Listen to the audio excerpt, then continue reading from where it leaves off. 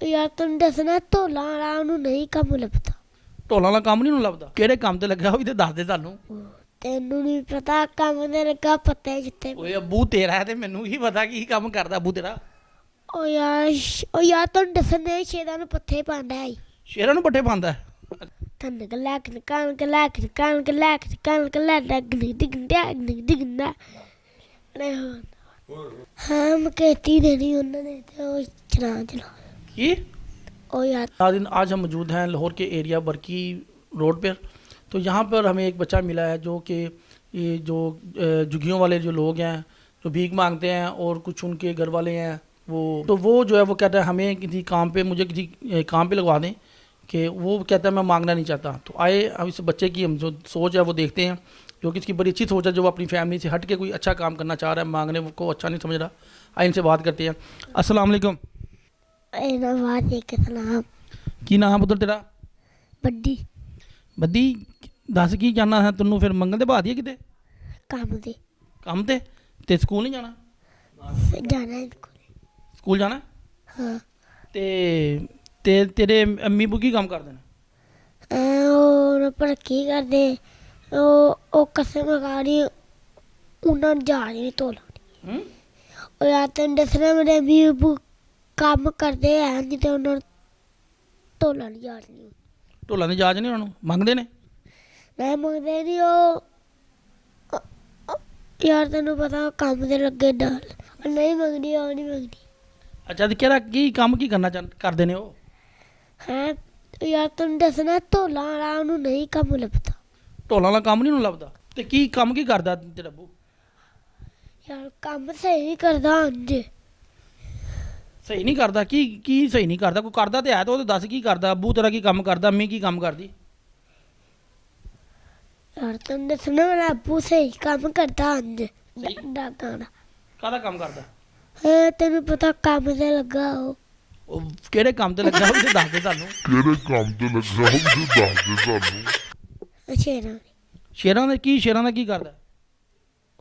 ਤੈਨੂੰ ਨਹੀਂ ਪਤਾ ਕੰਮ ਦੇ ਲੱਗਾ ਪੱਤੇ ਓਏ ਅੱਬੂ ਤੇਰਾ ਹੈ ਤੇ ਮੈਨੂੰ ਕੀ ਪਤਾ ਕੀ ਕੰਮ ਕਰਦਾ ਅੱਬੂ ਤੇਰਾ। ਉਹ ਯਾਰ ਤੈਨੂੰ ਦੱਸਣੇ ਸ਼ੇਰਾਂ ਨੂੰ ਪੱਠੇ ਪਾਉਂਦਾ ਹੈ। ਸ਼ੇਰਾਂ ਨੂੰ ਪੱਠੇ ਪਾਉਂਦਾ? ਉਹ ਯਾਰ ਤੈਨੂੰ ਦੱਸਣੇ ਸ਼ੇਰਾਂ ਨੂੰ ਪੱਠੇ ਪਾਉਂਦਾ ਹੈ। ਸ਼ੇਰਾਂ ਨੂੰ ਪੱਠੇ ਪਾਉਂਦਾ? ਕਿਆ ਬਾਤ ਕਿਹੜੀ ਜਗ੍ਹਾ ਤੇ? ਉਹ ਸੜਕ ਤੇ। ਕਿੱਥੇ? ਸੜਕ ਤੇ। ਉਹ ਸੜਕ ਤੇ ਕਿਹੜੇ ਸ਼ੇਰ ਆ ਗਏ ਬਈ?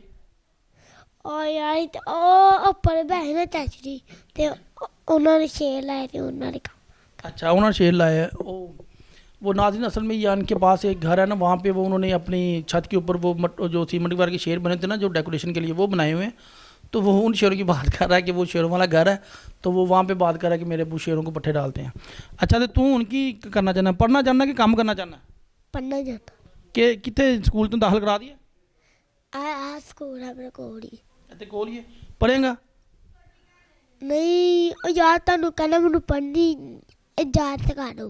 पढ़न तुम जाच सिखा देने हैं पढ़ेगा ना फिर नट नहीं जाएगा? पढ़ाना वे लै वो नहीं इतना पढ़ाना ਕੰਮ ਤੇ ਨਹੀਂ ਕਰਨਾ ਕਿਤੇ ਨਾ ਬਾਅਦ ਜਾ ਕੇ ਤੂੰ ਮੰਗਣ ਲੱਗ ਪਿਆ ਕਿਤੇ ਘਰ ਚੱਲ ਕਿਤੇ ਹੋਰ ਚੱਲ ਜਾ।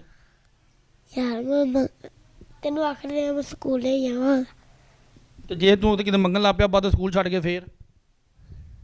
नहीं मंगना ਪੱਕੀ ਗੱਲ ਹੈ? पक्की गल है। ਮੰਗਣਾ ਪਸੰਦ ਹੈ ਤੈਨੂੰ ਕਿ ਨਹੀਂ? नहीं पता ਨਹੀਂ ਪਸੰਦ। ਸ਼ਾਬਾਸ਼। ਤੇ ਹੋਰ ਦੱਸ ਤੈਨੂੰ ਕੋਈ ਹੋਰ ਕੁਛ ਆਂਦਾ ਕੋਈ ਕੀ ਆਂਦਾ ਕੋਈ ਗਾਣਾ ਸ਼ਾਣਾ ਆਂਦਾ ਕੋਈ? नहीं ढोल ही आंदे वा। ਢੋਲ ਆਂਦਾ ਹੀ? ਚੱਲ ਢੋਲ ਕਿਸ ਤਰ੍ਹਾਂ ਆਂਦਾ ਵਜਾਏਗਾ? ਚੱਲ ਢੋਲ ਵਜਾ ਕੇ ਦਿਖਾ ਸਾਨੂੰ।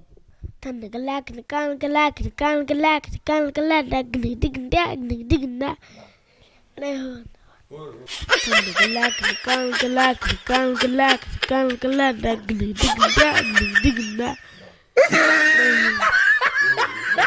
ਹੋਰ ਤੇ ਜਾ ਕੇ ਯਾਰ ਹੋਰ ਨਹੀਂ ਜਾਂਦੇ। ਹੋਰ ਕੀ ਆਂਦੇ? ਹੋਰ ਕੁਛ ਨਹੀਂ ਜਾਂਦੇ। ਤੇ ਫਿਰ ਤੇਰੇ ਸਕੂਲ ਦੀ ਗੱਲ ਕਰੀਏ ਬੱਦੀ ਭਾਈ ਜਿਹੜੇ ਸਾਡੇ ਦੇਖਣ ਵਾਲੇ ਵੀਵਰ ਨੇ ਨਾ ਲੋਕ ਜਿਹੜੇ ਤੁਹਾਨੂੰ ਦੇਖ ਰਹੇ ਨੇ ਉਹਨਾਂ ਨੂੰ ਜਿਹੜਾ ਨਾ ਕੀ ਪੈਗਾਮ ਦੇਣਾ ਤੂੰ ਆਪਣਾ ਪੈਗਾਮ ਦੇ। ਇਹਨਾਂ ਕਸਮ ਵਾਲੀ ਜਿਹੜੇ ਸਾਡੇ ਉਹ ਜੀਨ ਹੈ ਤੇ ਸਾਨੂੰ ਦਾਨ ਦਿਓ। ਇਮਦਾਦ ਕਾਹਦੇ ਵਾਸਤੇ ਚਾਹੀਦੀ ਤੈਨੂੰ? ਉਹ ਤਾਂ ਦੇਖ ਕੇ ਦੱਸ। ਪੜ੍ਹਨੇ ਵਾਸਤੇ। ਪੜ੍ਹਨੇ ਵਾਸਤੇ ਚਾਹੀਦੀ। ਤੇਰੇ ਅੰਮੀ ਅੱਬੂ ਨਹੀਂ ਪੜ੍ਹਾ ਸਕਦੇ ਤੈਨੂੰ? ਨਹੀਂ। ਕਿਉਂ? ਉਹ ਤੈਨੂੰ ਪਤਾ ਨਾ ਜਾਚ ਨਹੀਂ ਪੜ੍ਹਨ ਦੀ। ਜਹਾਜ਼ ਦੀ ਪੜਨ ਦੀ ਕਿ ਆਪਣਾ ਤੈਨੂੰ ਪੜ੍ਹਾਉਣਾ ਨਹੀਂ ਚਾਹੁੰਦੇ, ਪੈਸੇ ਨਹੀਂ ਹੈਗੇ ਉਹਨਾਂ ਕੋਲ?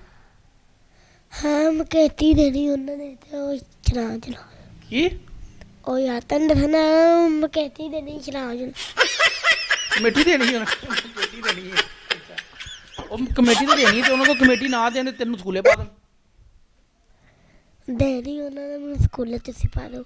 अच्छा जी, स्कूलें तो नहीं पा दिए, चल ठीक है।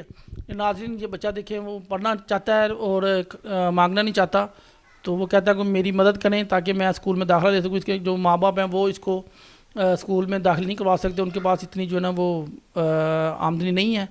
तो जो लोग इस बच्चे की मदद करना चाहते हैं वो हमारे दिए गए नंबर पर रब्ता करें, तो ताकि ये बच्चा जो ना वो इस मांगने वाले काम से दूर रहे और अपनी पढ़ाई हासिल करे और आगे जाके माशरे में अपना रोल अदा कर सके और अच्छा मुकाम हासिल कर सके।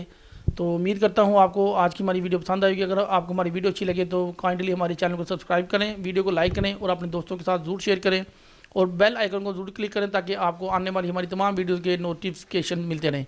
बहुत बहुत शुक्रिया, मिलते हैं अगली वीडियो में, तब तक अपना ख्याल रखिएगा। अल्लाह हाफिज़।